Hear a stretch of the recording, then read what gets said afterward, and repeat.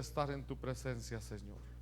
Qué hermoso es cuando tú estás en medio de nosotros y te manifiestas con nosotros, Señor. Gracias, papito amado. Gracias, Señor. Y queremos que tú nos hables, que tú nos enseñes, que tú nos instruyas, Señor. Queremos oír tu palabra y que sea tu Espíritu Santo el que nos convenza, el que nos hable a cada uno, el que sea tu Espíritu Santo el que nos dé esos remas, Señor, de tu palabra, y que quede sellada esa palabra en nuestro corazón, Señor. En el nombre de Jesús, amén, amén y amén. Dios les bendiga, mis hermanos. Gloria a Dios. Dios defiende a su pueblo. ¿Cuántos lo saben? Dios defiende a su pueblo, y hay mucha palabra que nos confirma eso. Por ejemplo, dice: el ángel de Jehová acampa alrededor de los que le temen. Alrededor de los que le temen. Entonces ahí ya nos da a nosotros una, como decir, hay una condición que se tiene que cumplir para que el ángel de Jehová nos defienda. Pero entonces Dios defiende a su pueblo. Dios defiende a su pueblo, y ahorita con todo esto que está pasando en Israel, en Irán y esos, yo no he visto las noticias el día de hoy, pero hasta ayer estaba así feo, ¿verdad? Irán contra Israel.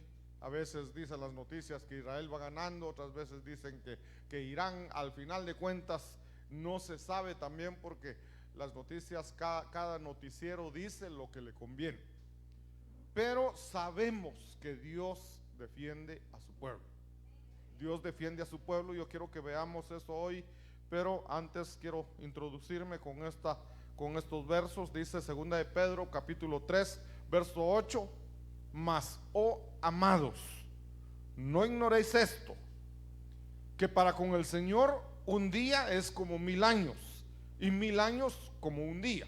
Entonces necesitamos tener esta base, porque es importante conocer esto, que no tiene nada que ver con la guerra, ¿verdad? Pero es importante que sepamos esto. Para Dios un día es como 1000 años, y 1000 años es como un día. Entonces, si lo vemos de esa manera, miren, han ocurrido entonces 6 días desde la creación del mundo. 6 días. ¿Cómo se ve esto? De Adán a Abraham hay 2000 años. Esos son 2 días. De Abraham a nuestro Señor Jesucristo, otros 2000 años. Entonces ahí llevamos 4 días. De nuestro Señor Jesucristo a la fecha van 2000 años aproximadamente. Entonces 6 días. Y la palabra dice que 6 días hay que trabajar. Entonces el Señor nos ha dado a nosotros 6 días para prepararnos, 6 días para trabajar, pero el Señor dijo: el séptimo día van a descansar. Y entonces dice Hebreos, por ejemplo, que había un día de reposo que estaba consagrado. Pero si ese reposo fuese perfecto, ¿por qué tendríamos nosotros que entrar en otro reposo? Y entonces es porque el día de reposo que fue dado conforme a la ley era un reposo que realmente no nos daba un reposo.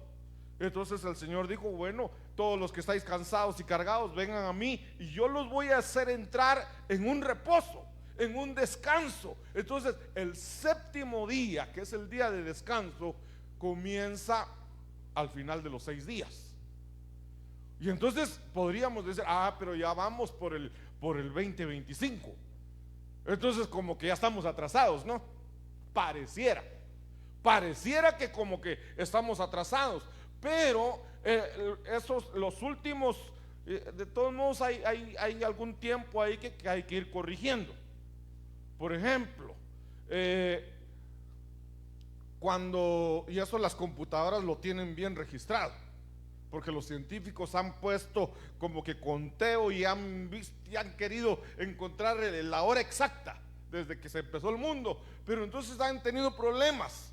Y por ejemplo estaban calculando eso y de repente dijeron, pero nos falta tiempo. ¿En dónde está el problema? No coincide lo que la computadora dice con los calendarios. Y entonces alguien de los científicos, que me imagino que era cristiano, dijo, ahorita me acuerdo que en la Biblia menciona. Y entonces mencionó aquel caso cuando Josué le dice al sol: sol, detente en Gabaón, y tú, luna, detente no sé dónde, le dijo. Dice la palabra que se detuvo, yo creo que se detuvo como 12 horas. El sol se detuvo, y entonces ahí diríamos 12 horas perdidas. 12 horas que la computadora no sabe que existen esas 12 horas y sigue contando y se adelanta. Entonces luego hay otro que la computadora no lo reconoce, y es aquel tiempo cuando Dios le dice al rey, ¿cómo se llamaba este rey? No era Ezequías, que le dice, cuando le dice se iba a morir, y el Señor lo sana, y él dice, ¿cómo voy a saber yo que voy a ir al templo? Entonces le dice, bueno, ¿qué prefieres? Que la sombra, porque no eran los relojes de este tiempo, el reloj era reloj de sombra, el reloj de Acaz. Y entonces dice, ¿qué prefieres? Que la sombra se adelante, ¿cuántos grados? 3 grados creo que eran, o que se atrase 3 grados. Y entonces él dijo, que se adelante es normal, que se atrase es otra cosa. Entonces que regrese. Entonces el reloj regresó, y ahí hay otra hora y media perdida. Entonces ahí vamos. Ahora en los últimos, si vamos 20-25, entonces diríamos, ya se pasaron 25 horas o 25 años del tercer día de Cristo para acá, pero no se ha pasado. No se ha pasado, porque lo cuentan desde el nacimiento de Cristo. Y Jesucristo estuvo en la tierra, dice la palabra, bueno, no dice la palabra, estuvo aproximadamente, eso es lo que dicen, aproximadamente 33 años y medio. Y entonces esto tienen que contar a partir de su resurrección. Entonces, ¿cuándo resucitó él? Más o menos 33 años. Entonces, y vamos por el 25. Quiere decir que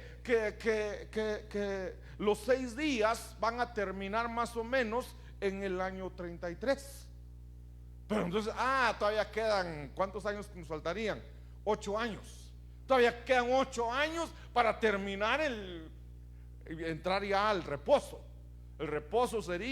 Ese reposo sería el séptimo día, que es cuando comienza el reino milenial de nuestro Señor Jesucristo. Pero ¿cuándo comienza el reino milenial?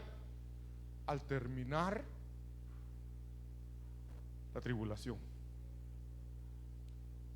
Pero para que termine la tribulación, 7 años antes tiene que ser el arrebatamiento. Entonces, ¿cuánto nos falta? Ahí ya estoy poniendo fecha, ¿va? Pero como no hay dato exacto, y como solo el Señor lo sabe, pero calculando, ¿cuánto faltaría entonces? Si lo viéramos así como se está viendo esto, ¿cuánto faltaría para que comience, para que sea el arrebatamiento? O sea, 33 menos 7, 26. Sí, ¿verdad? 26. Pero son 33 años y medio. Nadie sabe con exactitud si fueron 33 años y medio, o fueron 33 cabales, o fueron 34. No hay un dato exacto. Entonces estamos cerca, muy cerca de que comience el descanso. Pero alguien, entonces todavía tengo tiempo. No hay tiempo. No hay tiempo, porque aparte, y si el calendario está malo, Y si en vez de que falten años ya estamos a punto de llegar al límite, y si suponiendo que fuera el calendario tan exacto, suponiendo que no fallaron, cosa que lo dudo mucho, pero entonces si el Señor le dicen a aquel hombre que dice alma, como decirlo parafraseando, gózate, tienes alimento para muchos años, he llenado cisternas y todo eso, silos y todo eso, he guardado mucho, así que alma, gózate, disfruta. Y entonces viene el Señor y le dice: necio, si esta noche vienen por tu alma, ¿de quién será todo lo para quién va a ser todo lo que has amontonado si perdiste tu alma? O sea, para muchos el límite de tiempo puede ser hoy, no porque el Señor venga hoy, sino porque el Señor lo llame hoy. Nadie sabe, hermanos. Nadie sabe qué día le va a tocar partir de esta tierra. Y el fin del mundo para cada uno va a ser el día que se vaya. Ahora, si todavía estamos vivos, como dice la palabra en 1 Tesalonicenses 4:16, los que estemos vivos y hayamos permanecido, ahí sí seremos arrebatados. Pero entonces, hermano, ¿qué hago con esto? Si de todos modos no me sirve de gran cosa porque no hay un dato exacto. No hay un dato exacto. Pero lo que sí les puedo decir es: estamos cerca. Muy cerca, hermano. No será coincidencia esto que de Adán a Abraham 2000 años. Abraham sería, si lo vemos así, Abraham sería el segundo Adán. Si lo vemos de la otra forma, Cristo, bueno, si lo seguimos viendo ahí, Cristo es el otro Adán. ¿Por qué? Porque Adán comenzó con la creación, digamos, Dios hace al hombre, lo pone en la tierra y entonces le dice, lo bendice, le dice fructificad. Pero después viene Dios y de entre toda la gente saca a Abraham y le dice: te voy a bendecir, igual que a Adán.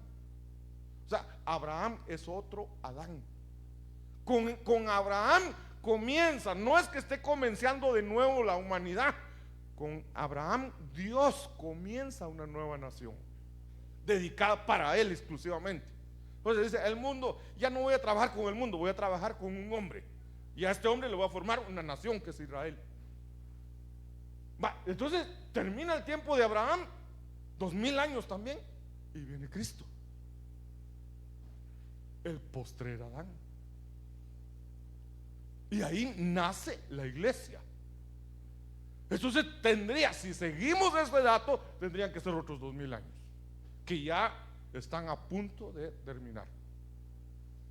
Entonces el Señor viene. El Señor viene, no es aquello de que no te haya falta, ni qué falta, ni qué nada. No nos alcanza el tiempo para prepararnos, hermanos. Entonces preparémonos lo más que podamos. Estemos listos lo más rápido que podamos, porque nadie sabe si le toca entregar cuentas hoy. Y si nos toca entregar cuentas hoy, hermano, ¿qué vamos a hacer? ¿Qué cuenta vamos a dar? Eso por un lado. Ahora vámonos a la guerra.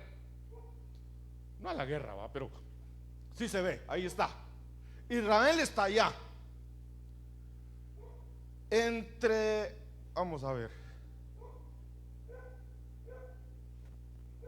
Entre Israel e Irán, que es donde está la guerra, hermanos, si Israel está en este pedacito de acá, sí se nota, ¿va? Ahí está Israel. Y hay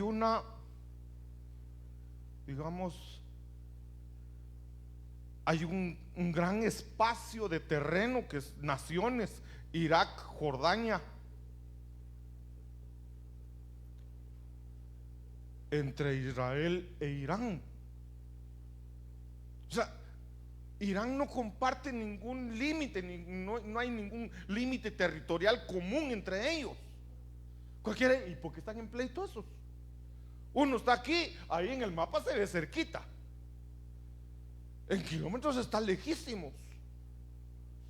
Hay una gran distancia entre uno y otro. Y entonces, miren, si lo vemos, realmente así son las cosas. Si nosotros quisiéramos bombardear, por ejemplo, hablando cosas, ¿verdad? Si nosotros quisiéramos bombardear a Panamá, tendríamos que volar espacio aéreo de Salvador, Honduras, Nicaragua, Costa Rica, para poder llegar a Panamá. Y no se puede, no es permitido. Porque los países que están ahí, si nosotros nos metemos a su espacio aéreo, nos atacan, porque no tenemos ningún derecho. Entonces Israel no podía atacar a Irán porque hay espacio aéreo que no le pertenece. Pero hubo un pacto que se hizo en el primer gobierno de Donald Trump. Hace algunos años se hizo ahí un pacto. Hicieron un pacto con Israel, con Arabia Saudita. Entonces ahí estamos hablando de, a ver si se mira, hicieron un pacto con esta gente para que Israel pudiera pasar en ese espacio aéreo.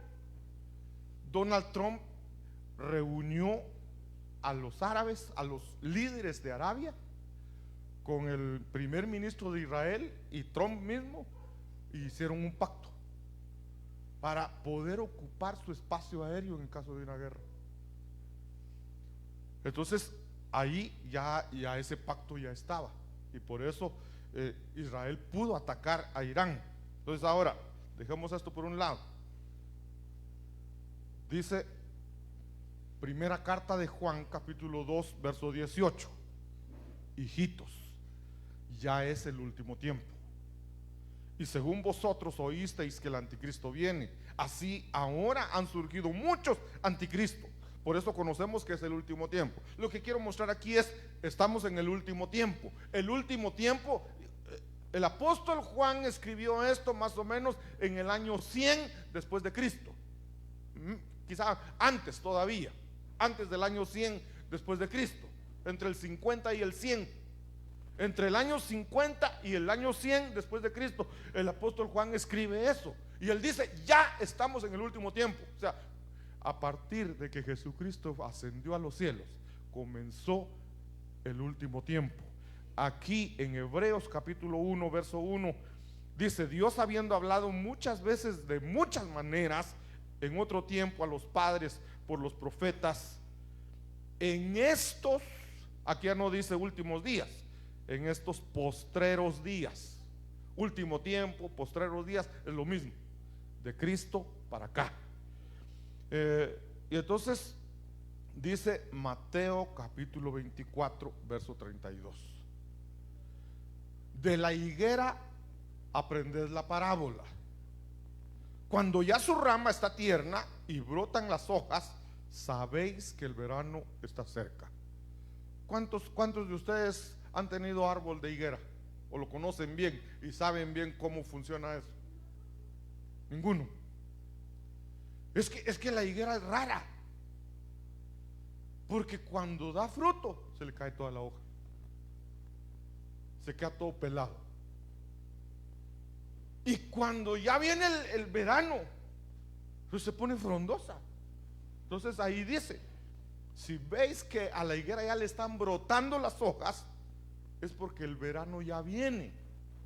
Y entonces la higuera, ¿qué le pasa? ¿Qué sucesos se relacionan con la higuera?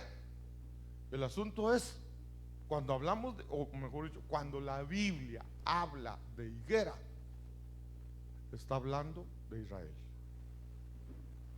Cuando veamos en la Biblia habla de higuera, relacionémoslo inmediatamente con Israel. Israel es la higuera.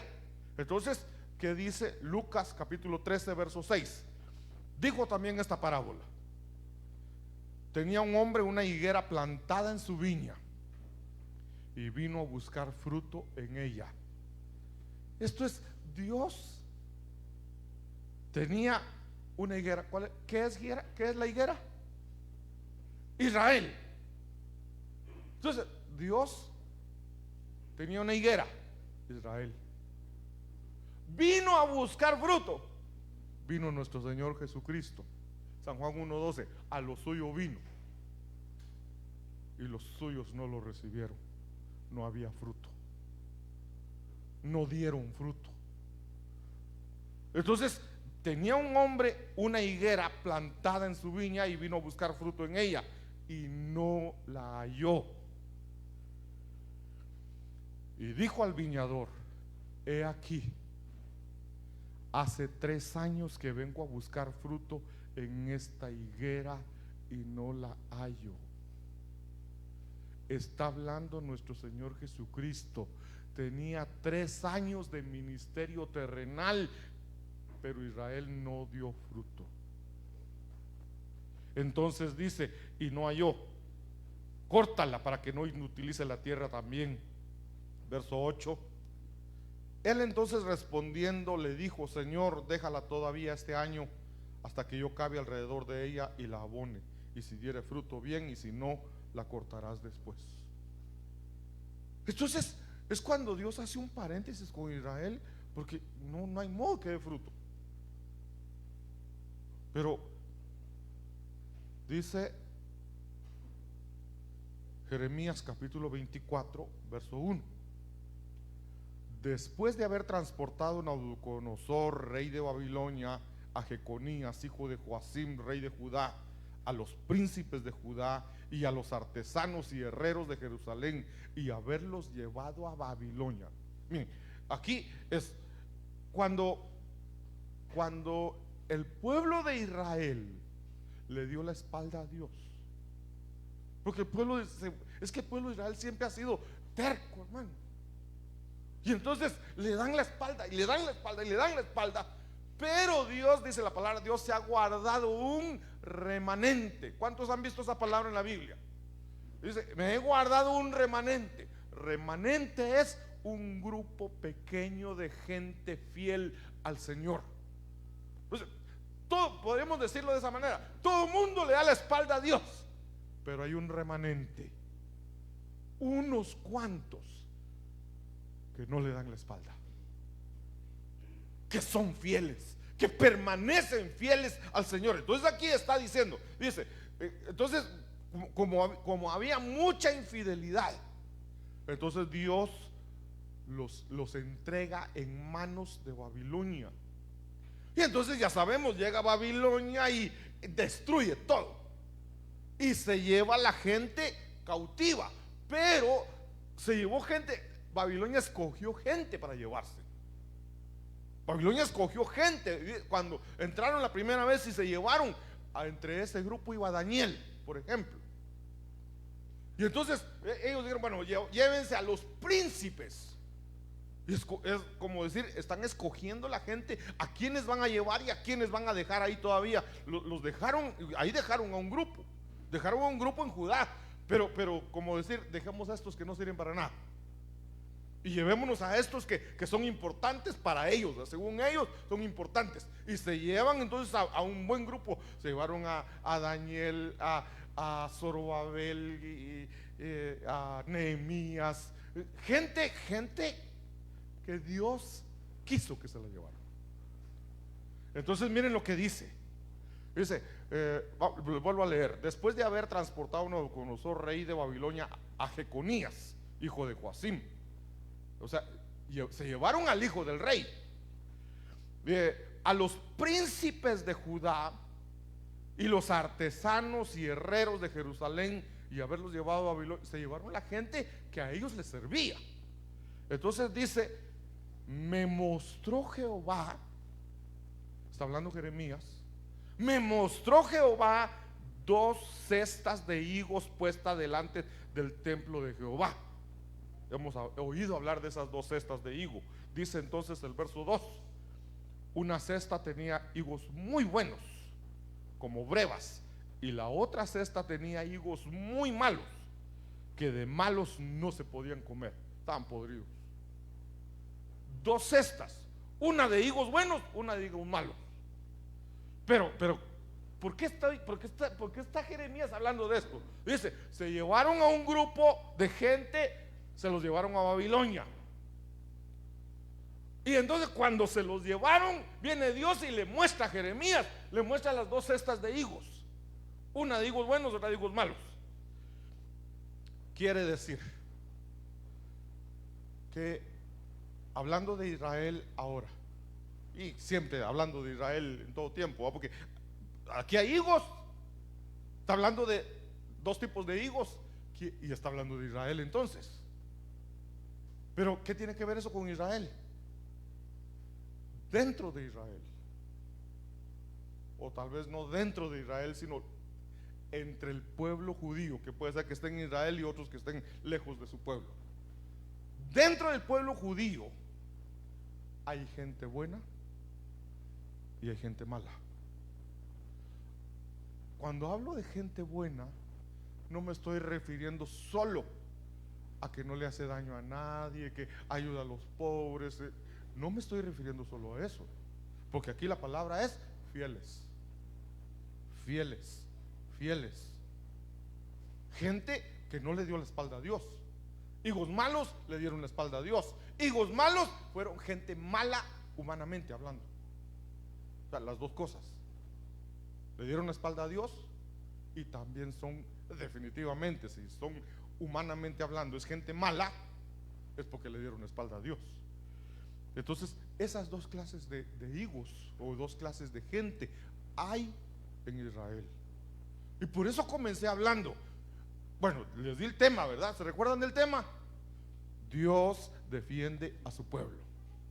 Entonces les di un verso. El ángel de Jehová acampa alrededor, no de todos, alrededor de los que le temen y los defiende. Entonces, si vemos aquí dos canastas de higos, son dos tipos de gente. ¿A cuál de los dos tipos va a defender el Señor? A los buenos, a los higos buenos. Entonces, en Israel también hay higos malos. Miren, este señor, no le pude, solo sé que se llama John, su apellido no lo entendí. Un hombre llamado John es un multimillonario judío. ¿Quién es ese señor? Bueno, para empezar, es un higo malo. ¿Por qué es un higo malo? Porque ese hombre está financiando, ¿qué financiando? Está donando millones a hospitales de todo el mundo. Ahí digamos, qué bueno lo que está haciendo. No, él está donando millones de dólares a todos los hospitales, a varios, no a todos los hospitales, sino a varios hospitales de todo el mundo dedicados a cambiar el género sexual de los niños, para que los niños puedan cambiar de género aunque no tengan dinero. Eso es una perversidad. Entonces ese hombre, él está ayudando. Eso no le agrada a Dios. Y él, como tiene tanto dinero, él es feliz ayudando a la gente para que se cambien de sexo, a las feministas, a los homosexuales. Él promueve todo eso. Entonces hay otro, digamos, para mencionar solo dos. Aparte, en Tel Aviv, la capital de Israel, es donde está el mayor índice mundial de homosexuales. Y digamos, pero si es Israel, ¿cómo es eso? ¿El pueblo de Dios? Sí, el pueblo de Dios. Entonces, por eso el Señor dice, ahí está lleno de higos malos, pero hay también higos buenos. Carlos Marx, todos los estudiamos en, no sé si en la primaria o en básicos. el hombre, este hombre nació, no sé si en Alemania, pero su sangre es judía. Y hermano, él escribió un libro donde se inspiraron, donde Hitler se inspiró para el holocausto.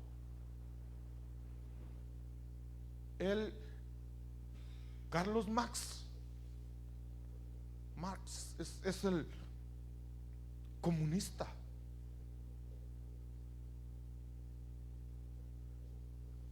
Pero también tenemos higos buenos, ¿ah? Este es Carlos Marx. Judíos, higos buenos. Ellos inventaron los dientes postizos, así que algunos de nosotros algún día lo vamos a necesitar. Ellos inventaron el bolígrafo, las cámaras instantáneas, el procesador de texto, los teléfonos móviles, los videojuegos, las cámaras de los teléfonos. Fueron judíos los que lo inventaron. O sea, hay gente buena. Estaba leyendo que Einstein es judío. O sea, miren, ahí se dice que el primer premio Nobel de la química que dieron era para un judío que había nacido en Bélgica. Pero se lo dieron, pero sus raíces eran judías. Y ustedes pueden buscar ahí, que ahora facilito con Google, ¿verdad? Hombres de renombre judíos, les va a aparecer un montón. Entonces dice Jeremías 24:4: y vino a mí palabra de Jehová. ¿Se recuerdan que está hablando de las 2 cestas de higos? Y vino a mí palabra de Jehová diciendo: así ha dicho Jehová Dios de Israel, como a estos higos buenos, así miraré a los transportados de Judá. Miren cómo está la cosa. Cualquiera diría que sería al revés. Los que no se los llevaron cautivos, los que los dejaron ahí en Judá, que se quedaran ahí, eran los buenos. Mentira, era al revés. Dios permitió que a todos los higos buenos se los llevaran a Babilonia por 70 años. Así dice acá: así ha dicho Jehová Dios de Israel, como a estos higos buenos, así miraré a los transportados de Judá, a los cuales eché de este lugar a la tierra de los caldeos. ¿Pero por qué los echó de esta tierra? Para bien. Entonces la gente que fue transportada, que fue llevada, diría: ay, me están llevando, me están sacando de mi tierra, que pobre de mí. Y el Señor dice: a los que aman a Dios, todas las cosas les ayudan a bien. El Señor se los llevó para protegerlos. El Señor se los llevó a otro país lejano para allá enseñarles cosas buenas. Los llevó para bien. Miren lo que sigue diciendo. Verso 6: porque pondré mis ojos sobre ellos, los que fueron llevados, hermanos. Pondré mis ojos sobre ellos para bien, y los volveré a esta tierra. El Señor los trajo de regreso. Le dicen a Jeremías, si no estoy equivocado, el profeta, le dicen antes de que los transportaran: cómprate, no sé si un terreno o una casa, guarda las escrituras en un cántaro, y le dice: porque volverán aquí otra vez. O sea, si ya los estaban llevando, ¿para qué comprar algo? El Señor dice: cómpralo, compra esa casa, guarda la escritura, porque te voy a traer de regreso. Yo voy a regresar porque ya compré mi casa. Así trabaja el Señor. Así trabaja el Señor. Pero sigue diciendo: y los edificaré y no los destruiré. Los plantaré y no los arrancaré. Esa, hermanos, esa es promesa de Dios para los hijos buenos. Ese es el problema. Para los hijos buenos. Todo el mundo dice, y es que tenemos que hacer así, pues, bendecir a Israel. Bendito los de Israel, pero hay tanta gente mala también. Ahí hay tanta gente que es perversa. Y Dios va a proteger a los hijos buenos. Y como nosotros somos el Israel espiritual, si somos buenos hijos, nos va a proteger. Si somos hijos malos, ahorita vamos a ver, pero aquí entonces dice, los plantaré, los voy a traer de regreso, y no los van a poder arrancar. Promesa de Dios para Israel ahorita. Israel va a permanecer en su tierra. Nadie los va a sacar de ahí, porque hay promesa de Dios. Que va a morir mucha gente, probablemente. Probablemente. Entonces, miren, esta promesa comenzó 1948. Israel es formado. Israel se independiza. Pero hermanos, poquitos días tenían de haber llegado y los atacaron. Los atacaron. Y entonces cuando los atacan, pero ¿qué iba a hacer Israel, hermanos? No tenía armas, no tenía ejército, porque estaban, ni se habían acomodado bien todavía. Acababan de llegar a su país, todavía estaba entrando gente, todavía estaban viendo de dónde iban a vivir, todavía estaban viendo cómo acomodaban sus cosas, y de repente viene la guerra. Y dice que cuando vino esa guerra, vieron muchos destellos en el cielo. No eran misiles, no eran armas potentes, eran ángeles de Dios defendiendo a su pueblo, porque Dios lo prometió. Los plantaré y no los arrancaré. Nadie los arrancará. Entonces ahorita está Israel allá y Dios guarda a ellos. Dios los protege. Pero hay hijos malos, y eso es, hermanos, ese es el rema para nosotros. No seamos hijos malos, seamos de los hijos buenos, para que Dios nos defienda en todo tiempo. Entonces, miren, verso 7 sigue diciendo la promesa del Señor: y les daré corazón para que me conozcan,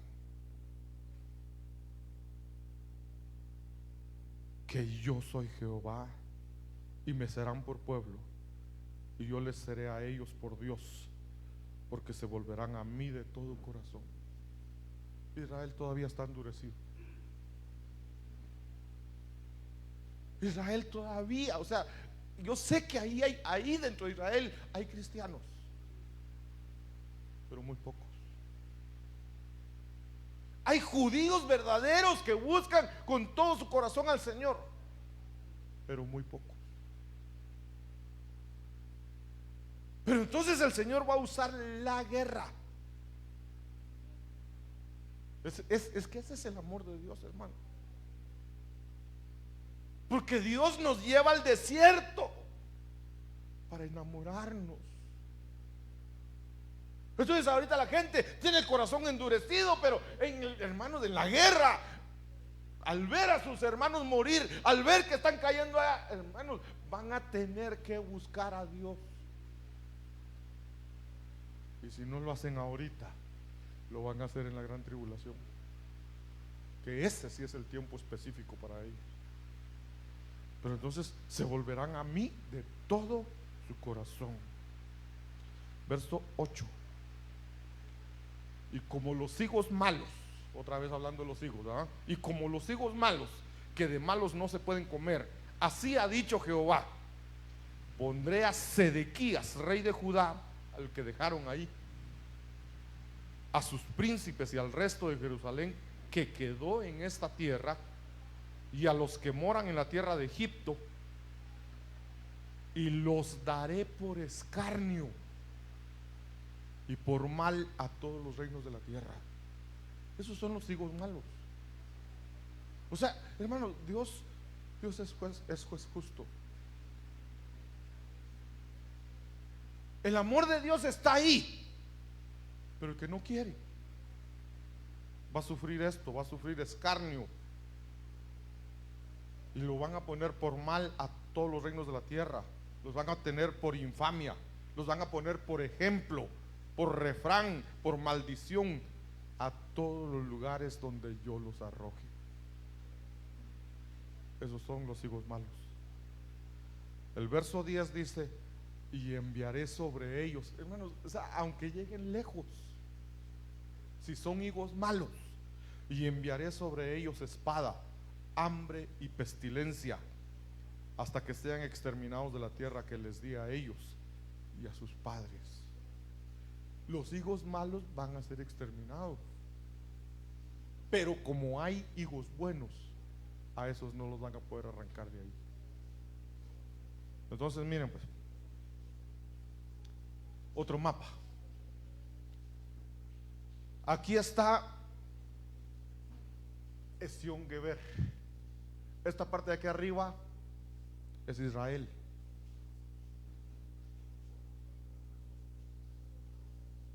Entonces Esión Geber es como un lugar turístico, pero es un punto estratégico. En ese punto estratégico, ahí esto es parte del Mar Rojo, que llega hasta ahí. En esa parte, Esión Geber, casi que en la punta del mar que está ahí, y después está Israel. En esa parte están ahorita portaaviones de Inglaterra y de Estados Unidos. Esto es importante que lo veamos. Ahí están llegando portaaviones, son unos grandes como barcos y un montón de aviones ahí listos para el combate. Estados Unidos, Inglaterra. Entonces veamos ahora qué dice la palabra. Buen tiempo todavía. Isaías capítulo 60 verso 8. Isaías está profetizando más de 1000 años antes, más de 2000 años antes, 3000 años por ahí. ¿Quiénes son estos que vuelan como nubes y como palomas a sus ventanas? ¿Qué creen ustedes que vio Isaías? ¿Quiénes? No dijo que aves. ¿Quiénes son estos que vuelan como que si fueran nubes? En el tiempo de Isaías no existían los aviones, sino de hecho, ¿quiénes son esos que vienen en aviones? Isaías vio aviones y como palomas a sus ventanas. Verso 9: ciertamente a mí esperarán los de la costa, y las naves de Tarsis desde el principio, para traer a tus hijos de lejos, su plata y su oro con ellos, al nombre de Jehová tu Dios y al Santo de Israel que te ha glorificado. Hermanos, esto ahí aparece: ciertamente a mí esperarán los de la costa. La costa está hablando, ahí está hablando esta parte donde están ahorita las naves esas. Y entonces, ciertamente a mí esperarán los de la costa y las naves de Tarsis. ¿Quién es Tarsis? ¿Qué representa Tarsis en este tiempo? Ahí está el detalle. Los de Tarsis son como la raíz, es como los anglosajones de Gran Bretaña. ¿Gran Bretaña o cómo dije? Inglaterra, perdón. Entonces, los de Inglaterra, realmente sus raíces están en Tarsis.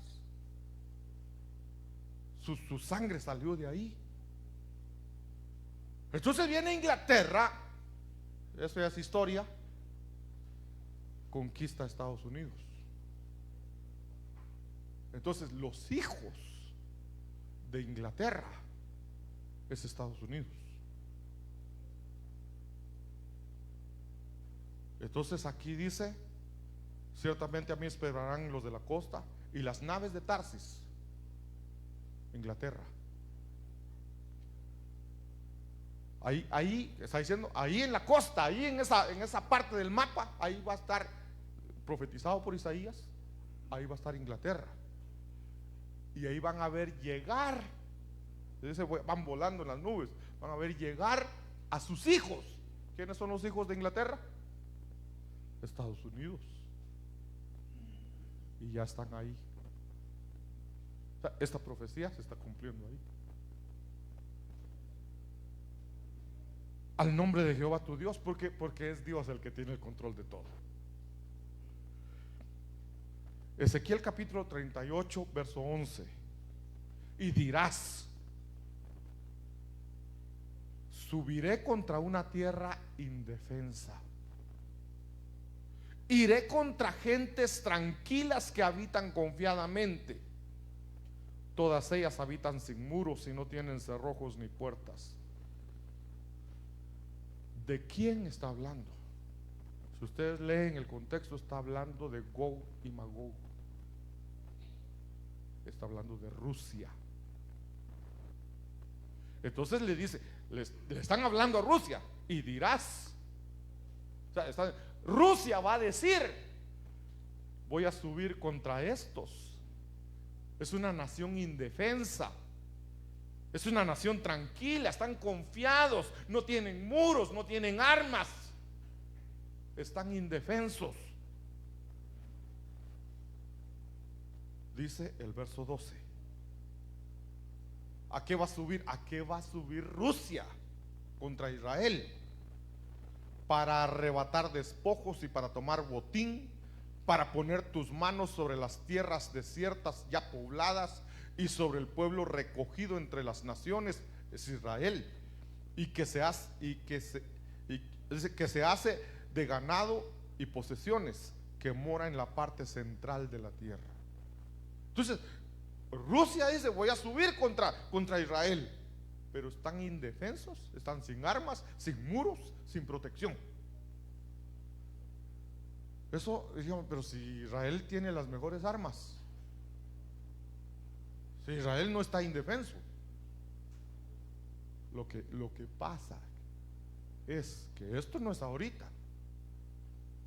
Van a hacer un pacto de paz. Van a firmar un pacto de paz. Y entonces Israel va a estar confiado, va a creer que hay paz,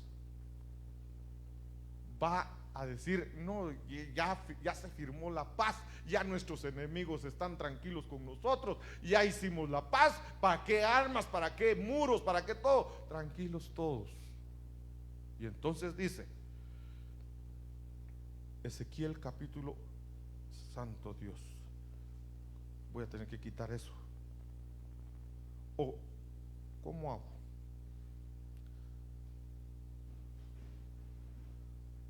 Yo creo que no puedo acá. Bueno, miren pues, ahora ya hice otras cosas, ¿verdad? La gente que no sabe, ¿por qué se meten? Digo yo. Miren pues, Ezequiel 38:13, se los voy a leer acá. Y no solo que el tiempo, hermanos.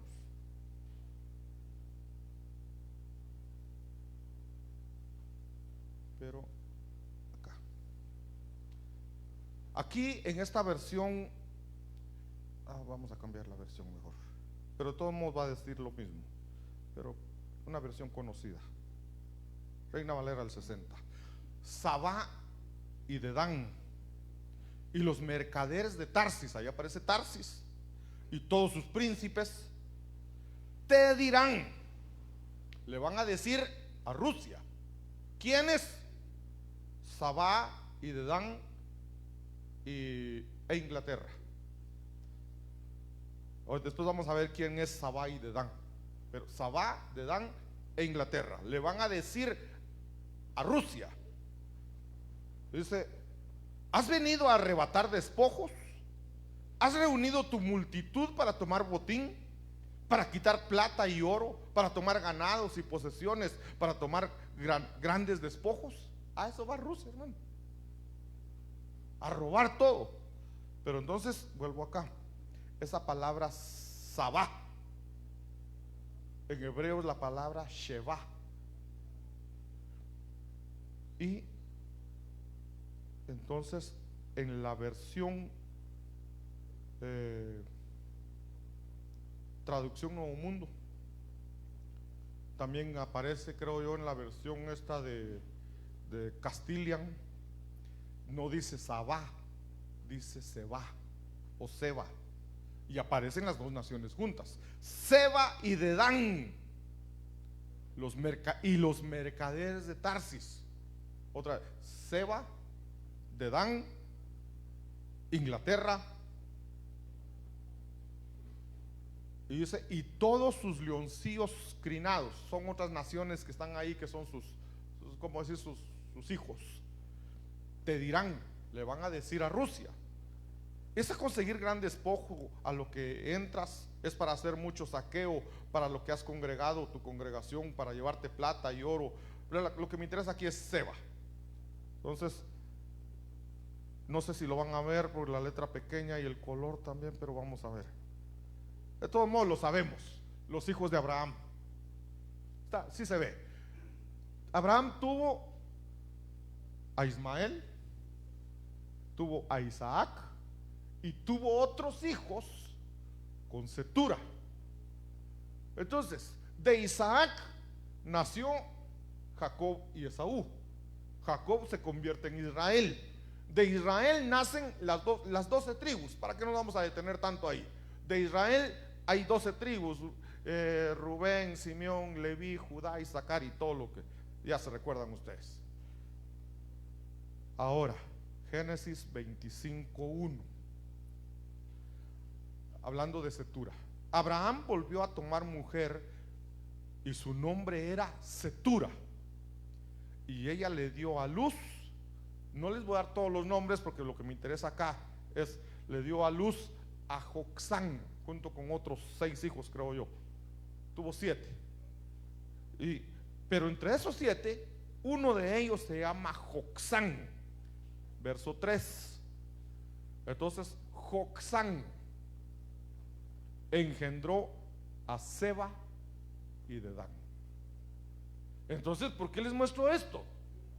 Porque dice la palabra en Ezequiel que Seba, Dedán, Tarsis, que sería Inglaterra, y los hijos de Tarsis, que sería Estados Unidos, ellos salen a la defensa de Israel cuando ya Israel está, como decir, se confió, está confiado, ya no tiene armas, no está preparado para la guerra, se confió tanto, y entonces viene Rusia, pero salen entonces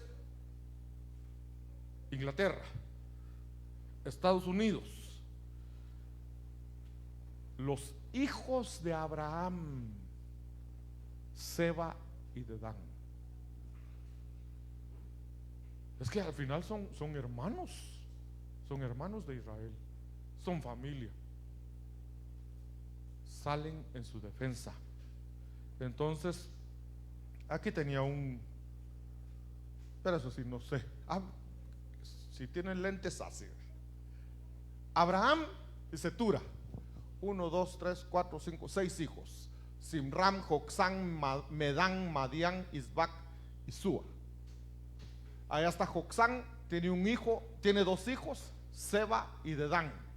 Madián tiene otros hijos que es, ¿para qué vamos a leer eso? Y allá otros hijos, pero al final lo que nos interesaba era, Abraham es padre de Joxán, Joxán es padre de Seba y ¿quién había? Y Dedán. Va. Entonces, estos son pueblos árabes, son de Arabia Saudita. ¿Se recuerdan? Se los vamos a volver a mostrar. ¿Dónde les mostré ese mapa? Les mostré un mapa ahí, aquí. Ahí está Arabia Saudita. Ellos son los que firmaron un pacto con Israel y Trump en el primer gobierno de Trump. O sea, los árabes de Arabia Saudita, estos ya están a favor de Israel, ya tienen un pacto ahorita. Entonces, porque para ellos es como somos familia.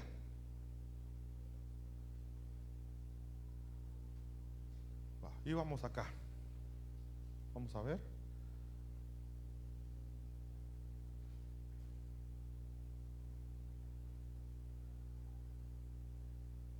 Acá nos toca. En el primer gobierno de Trump, cuando hicieron ese pacto con Arabia Saudita, Trump reunió, eso ya es historia, Trump reunió, allá está el primer ministro de Israel, Benjamín Netanyahu, Trump, y dos principales cabezas o gobernantes de Arabia Saudita. Ellos trabajaron juntos. Se recuerda que hasta sacaron una moneda para hacer el templo. Ellos hicieron un templo, le llamaron el templo de Abraham. ¿Por qué? Para poder reunirse ahí religiosamente, los árabes, Israel y Trump, que se metió en eso. Entonces, este templo no es el tercer templo. Esto es solo un templo ecuménico entre los árabes e Israel. Pero por lo menos están trabajando juntos. Están trabajando juntos. Cuando Israel ya se despierte de su sueño, va a querer construir el tercer templo. Pero para eso van a tener que sacar a los árabes que están ahí, que ya construyeron el templo ese que le llamaron templo de Abraham. Entonces ahí vemos ya como que negociaciones. Ezequiel 38:13 dice, mejor se lo leo en esta otra versión. Vamos a ver, dice Sabá, que ya sabemos que es Seba y Dedán, los hijos de Abraham, y los mercaderes de Tarsis, que ya sabemos quiénes son, y todos sus príncipes te dirán: has venido a arrebatar despojos, has reunido una multitud para llevar botín, para quitar plata, tomar. Eso es lo que quiere, lo que va a querer, lo que quiere Rusia realmente. Dice entonces el verso 14: por tanto profetiza, hijo de hombre, y di a Gog, así dice el Señor Dios, en aquel día, cuando mi pueblo Israel habite seguro, cuando habite confiado, sin armas, sin protección. Entonces, cuando Israel esté así, dice, ¿no lo sabrás tú? Sí, se va a dar cuenta, porque va a haber un pacto. Entonces dice el verso 15: vendrás de tu lugar, de las partes remotas del norte, tú y mucha gente contigo, todos montados a caballo, una gran multitud y un poderoso ejército, y subirás contra mi pueblo Israel como una nube para cubrir la tierra, para que las naciones entonces dice aquí, para que las naciones me conozcan cuando yo sea santificado por medio de ti ante sus ojos. O sea, lo que está diciendo, tú vas a venir, Rusia, tú vas a venir cuando veas a mi pueblo confiado, tú lo vas a saber y vas a venir con un gran ejército. Entonces dice Dios,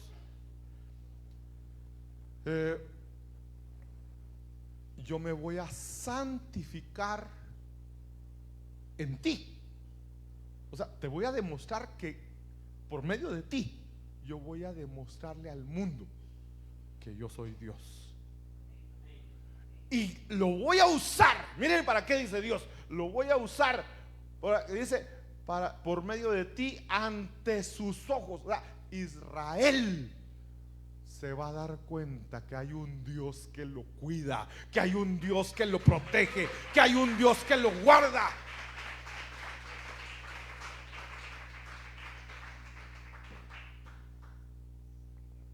Entonces dice Zacarías capítulo 4 verso 6. Eso es lo que Dios está haciendo. Entonces respondió y me habló diciendo: esta es la palabra de Jehová a Zorobabel, que dice: no con ejército ni con fuerza, sino con mi espíritu, ha dicho Jehová de los ejércitos. Esto va a aprender Israel ese día. Cuando ellos estén confiados y estén desprotegidos y vean a Rusia con todos los demás que se van a aliar con ellos, va a ser una multitud, un ejército tan grande. Entonces dice, van a venir como nubes. Quiere decir que va a haber, van a cubrir el espacio aéreo con naves, con todo eso. Pero entonces dice, yo me voy a santificar en Rusia y los voy a defender a mi pueblo. Ante sus ojos van a ver que no es con espada ni con ejército, sino que es con el poder de Dios. Entonces, hermanos, punto principal acá: Dios protege a su pueblo. Nosotros somos el Israel espiritual. Hay un Israel físico, un Israel territorial. Dios los va a proteger. Que pueden caer muchos, ya dice la palabra, van a caer muchos y otros van a morir lejos. La espada de Dios los va a perseguir donde estén, si son higos malos. Pero los higos buenos los va a proteger. ¿Qué clase de higos somos nosotros?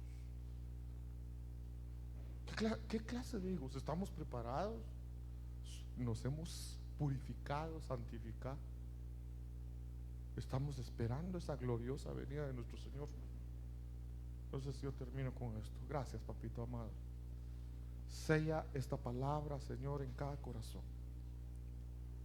Que se nos haya penetrado, Señor, esa palabra, ese rema, Señor, en nuestro corazón, y se haga vida en nosotros, Señor. Que tengamos esa seguridad que tú nos proteges, que tú nos guardas, pero que también seamos buenos hijos delante de ti, Señor. En el nombre de Jesús, Jehová te bendiga y te guarde. Jehová haga resplandecer su rostro sobre ti y tenga de ti misericordia. Jehová alce sobre ti su rostro y te dé paz. Amén, amén y amén. Dios les bendiga.